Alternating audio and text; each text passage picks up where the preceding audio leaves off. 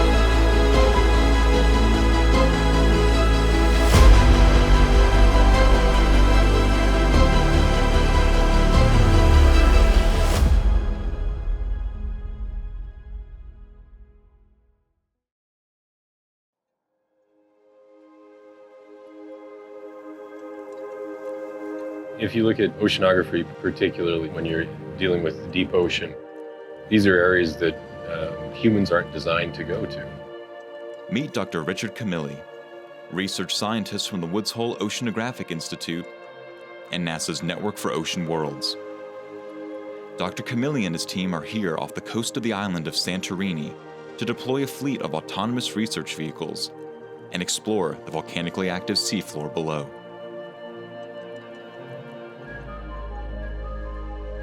The ship is right over the site of the Callisti Limnes. My colleagues and I discovered this site back in 2012, and it's interesting because it has subsea pools of fluids that are from the volcano here. These pools represent an environment that may have existed here on Earth before life really took hold. Greece is a very nice place to study geology, because it is a kind of a supermarket of natural disasters. So if you want to be a geologist and you need to study geology, you need to visit Greece. And of course, we are talking about Santorini. Santorini is being connected with all the myth of Atlantis and the sunk city and the city that has been destroyed of the volcanic eruptions. And that's why we are using marine technologies to explore the seafloor, and we need to know more and more about this volcanic history of Santorini. The goal of this program is cooperative exploration with under-actuated vehicles in hazardous environments. And what that means is that we have robotic vehicles that are effectively autonomous or semi-autonomous. And so that decreases the need for human interaction and control of the vehicles. And so that these vehicles can work cooperatively in order to explore areas that are dangerous, potentially too dangerous or too far away for humans to go. So I've always been struck at how parallel ocean exploration and space exploration is. That space exploration is one about collecting data about science, but it's also when you're not in communication, right? In Mars, for example, you can communicate once a day. In the ocean, it's very similar, right? Once you go through the surface, you can't communicate. So somehow you have to embody the key insights of a scientist to be able to look for, is that evidence of life? Where do I go to kind of answer the next question? So I think it's really a driver for embodying a level of scientific reasoning that we've never seen in explorers before. To give this power of reasoning to their fleet of vehicles, the team took a page out of their favorite TV show, Star Trek, and created a suite of algorithms called Enterprise. The lead algorithm, Kirk, oversees the total mission and communicates with other algorithms, like Spock, who oversees the science objectives. Basically what we're doing is we have scientists on board the ship that are feeding information, basically policies, to these automated planners that then take those policies plus the information. Some of it is historical information in the oceanographic context. Some of it's new information being transmitted by the vehicles here and now. Takes all that information, combines it to construct a mission that gets to the scientific deliverables while also being safe in terms of vehicle survivability, but also being safe for the environment where they're operating. Currently in a deep space mission, there are mission planners and people who execute missions, but those are humans. They plan an engineering sequence of commands, and then they send that to the vehicle. What we're talking about here is the system being able to do the planning on its own and have it doing that planning on board. And then the other part is automating the science. So if we look at recent Spirit, Opportunity, Curiosity, they have some demonstrations of detecting interesting scientific events and adapting to it. Our systems build upon that idea, but they go to the next level in terms of saying, how can the vehicle constantly analyze its data, right, without human intervention and decide where to go to discover interesting science, and then allow the scientists guide and shape that as they consider to be appropriate. They have to be smarter, they have to be more agile, they have to be able to interpret their environments correctly, diagnose faults, overcome them, basically adapt to their environments in order to complete their missions. Ocean expeditions are huge collaborative endeavors between the crew, scientists, and engineers. Let's meet some members of the team. My name is Mario Fernandez. I work for the Woods Hole Oceanographic Institution. I'm a mechanical engineer with the group, and I work mostly with the ROV Jason system and a little bit with the other deep submergence vehicles. What it means to be a deck boss on a ship or a launch coordinator is pre-planning how you're going to safely deploy and recover the ROV we have on board. There's a lot involved. We have to control an A-frame, winch, crane, taglines to control the load while it's on deck. A lot of potential to go wrong. Tagline slips, line breaks, you have a 5,000-pound wrecking ball. I believe we have a total of 8 or 9 people it takes to properly control the vehicle as it goes over and comes back on. And we want to make sure everyone's coordinated so we can do it safely. My name is Molly Kern. I'm here with Woods Hole Oceanographic Institution. And on the ship, I am a mechanical engineer for ROV Nereid Under Ice. The hybrid ROV that we call NUI is still a young vehicle. It's a constant challenge trying to make it the best that we can make it. My favorite part about these expeditions is that they're all different and they all have their own challenges. We come to these crazy parts of the world to do these expeditions that are working with new technology, finding new science, working with some of the greatest scientists in the world, the greatest engineers, and bringing all of these people together on one ship.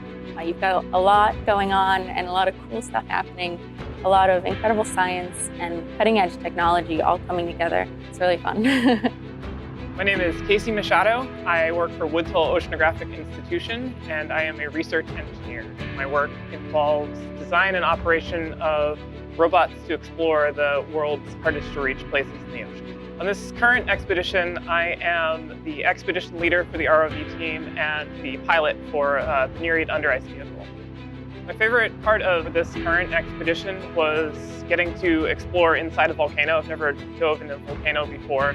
And there were lots of breathtaking views in terms of both the super steep cliff faces and then all of the CO2 venting hydrothermal activity. I'd never seen anything like that before. So anytime I see something new, that's always something that's exciting to me. Being able to explore places that other people don't have any way to really access, and I can bring these images and samples to the public at large. It's an honor and just an incredibly interesting responsibility to have.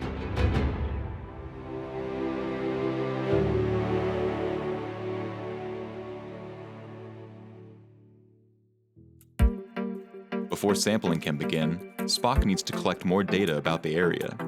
Enter the gliders. The gliders play an important role in the missions, kind of very parallel to a NASA mission. If you look at a Mars mission, first thing that we did was we sent in reconnaissance to get an overall view, and that's an orbiter. The next thing is that we had Spirit and Opportunity and Curiosity. Those are moving around and trying to find interesting geological sites.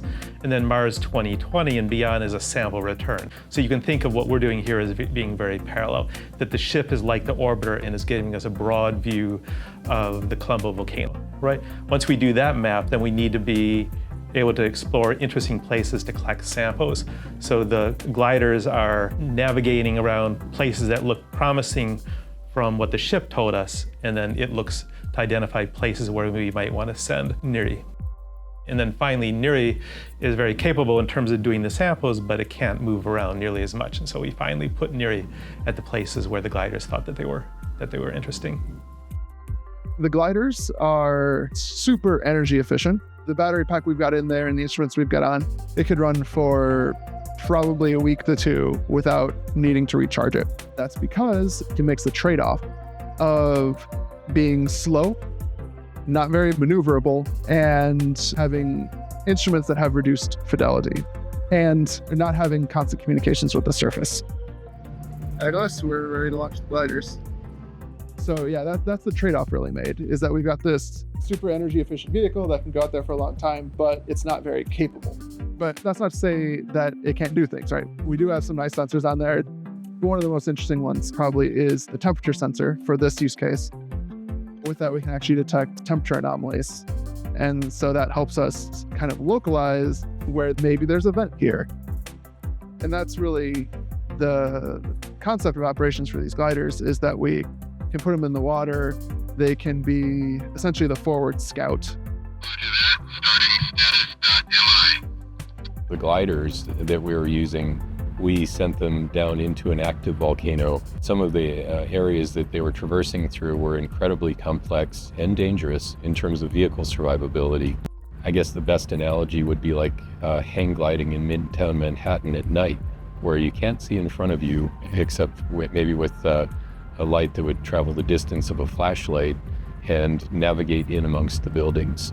The fact that we were able to do that with a vehicle that takes roughly the same amount of power as a cell phone and traverse these areas and map these areas is a big step forward, because in order to move into some of these ocean worlds in our solar system, we will have to have vehicles that are smaller, lighter, and lower power.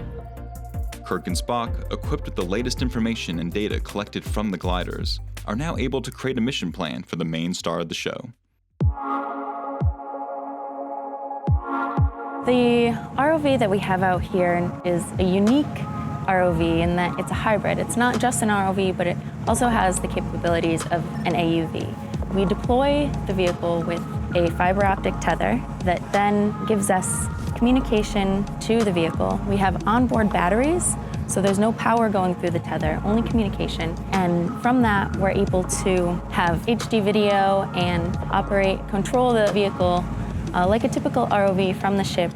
But as you can imagine, with fiber tether, at one point it might break because it's quite delicate and we're going hundreds or thousands of meters into the ocean. And once that fiber breaks, the vehicle then has the brains to become an AUV.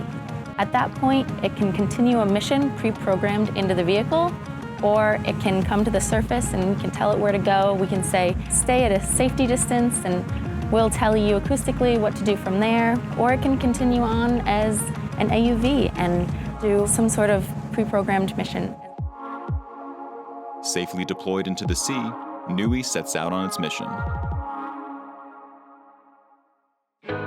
There's always a bit of tension in the operations where do you go strike out in an area that is unstudied and potentially come back with nothing? Or do you go to a site that you know and try and understand it a little bit more, that kind of incremental advancement? And so what Spock did was it picked out areas that it thought was interesting that were completely unexplored. We have a group of scientists on board that are very skilled and knowledgeable, and they had some sites that they wanted to go back to. So initially there was a little bit of tension where they said, well, why can't we go just take a left here, and it's just right over there. We could be there in a half hour, and we're sure to get some great samples. We stuck with the Spock program, and it paid great dividends, and all of the scientists were amazed at what they saw. The first site that we went to was spectacular. The second site we went to was spectacular. Each of the sites, of the 5 sites that it identified as interesting, were interesting, and they were each interesting in a different way. Totally different environments.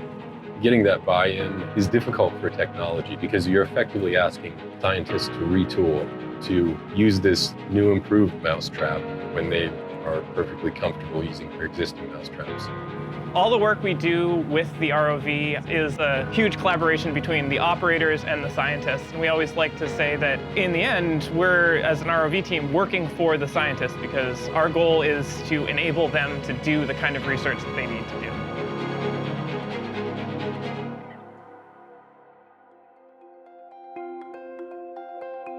The reason this site at the clump of volcano is important to us is that it's a good representation of what we might expect in ocean worlds if we were going, for example, to explore Europa. We're interested in looking at life in extreme environments, which are likely to be in places where, for example, you might have vent holes or kind of what we'd see in a volcano.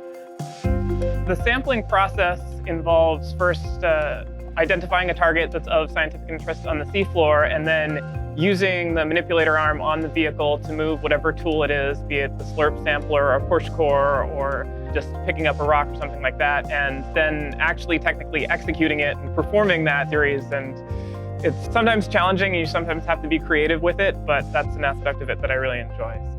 It's always good to see excitement on a scientist's face when you actually get the sample finally.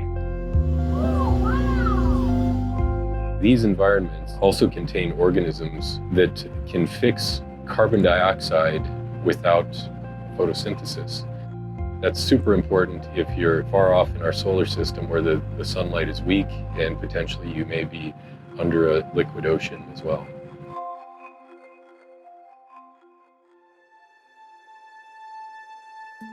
Pretty much all ROV operations currently involve a pilot looking at camera feed or a series of camera feeds and trying to use a joystick to control the manipulator to where they want to go. So it's very direct pilot control of every single joint on the manipulator. Kind of an intermediate step from that is shared autonomy, where you could imagine a pilot indicating a desired pose for the arm to move to, but then a planner taking over and coming up with the path that the arm should move to reach that goal. And then the pilot just essentially hitting a button and the arm following that path. And so they don't actually have to directly control every joint from a joystick. Then eventually we want to get to the point where we could send one of these vehicles to an ice world, Europa, wherever it may be, and when they go under the water, they're gone. Like, we have no communication, we have no human feedback. So in that case, they need to operate without any human intervention. So they need to be able to understand the scene through perception, and then make a decision about how they want to manipulate to take a sample or achieve a task. First of all, you get increased safety. So a lot of issues dealing with these kind of vehicles is scientists want to put different sensors, different payloads. The tool sled is always changing. You might have different things mounted on the vehicle. One thing I've seen in the past is where the vehicle configuration gets changed and the pilots are kind of used to a certain configuration and they forget that they've added this new thing to the vehicle. And then you end up whacking something, you can damage expensive sensors. The other benefit you get is you can massively speed up the manipulation tasks because the system can generate a plan much faster than a human can by just kind of visual servoing, operating direct joints to move the arm where they want to go. If you can imagine that you have a precise estimate of your tool poses, of your scenery construction, we have many algorithms that are very good at planning a path for these kind of manipulators, and they can then execute these kind of tasks much faster. This is the first time we've actually tried to use the perception to actually control the manipulator to do something significant. I think the most interesting thing we were able to show is that we could project the reconstruction from the stereo pair into the frame of the vehicle. So you could have a 3D visualization of the ROV and its door configurations with the manipulator, and it gives you this kind of 3D perception that you don't get from just looking at these 2D camera feeds that the pilots usually drive from. Oh, new point cloud. Wow, look, we just opened up a lot of stereo vision. So now if I tell it to take sample, it should move down onto the T-handle. So we were able to project the point cloud into that scene and then command the arm to grab a push core and move it into a location within that 3D reconstruction. We verified that that location matched up. So that showed the viability of an autonomous system where you could say, sample the biomat that you see in this reconstruction and it could do the full task without any input. this work that we've done here, we've really seen some of the areas where we really need to focus and adapt autonomy for underwater specifically. There's problems that you run into that you just don't face terrestrially, especially when it comes to perception and you're dealing with different water properties, bubbles filling the scene, they get reconstructed as solid objects, or you kick up dust and then you no longer have any perception. So how do you work with these uncertainties? But in the end, you'd have to develop an autonomous system that was capable of recognizing those kind of failures and adapting to some kind of compromise to still achieve a task. For me, as the PI on this program, it's not only exciting but satisfying to see that we were able to complete these missions and get data not only for the robotics research side, but also for the biologists and geologists, so that they have greater insights into the volcano and the life forms that exist there.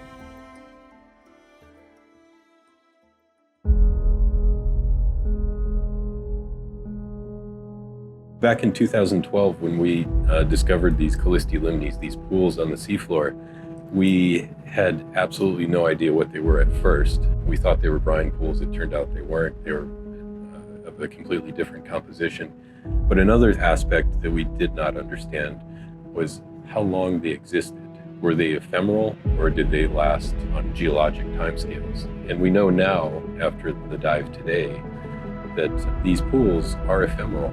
And what that means is that the organisms that are living there have to match the dynamics of the geology. And we saw that there were active fumaroles on the seafloor.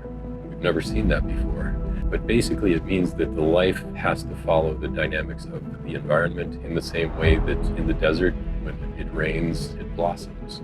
And so it may be the case that when these volcanoes become active, the life blossoms around them. So it's really amazing to see that today. It's answered a question for us, but it's led to several others.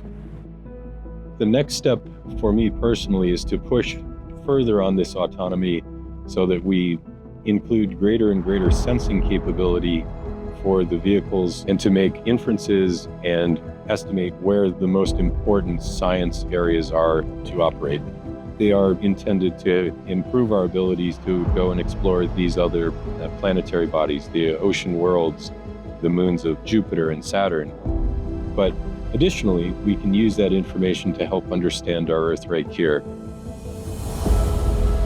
As humanity continues to explore the furthest reaches of our solar system, our robotic explorers will need to be more intelligent, thinking for themselves and adapting to situations in real time. NASA scientists will continue to study and explore Earth's ocean in preparation for the day when we land on the surface of an ocean world and search for signs of alien life.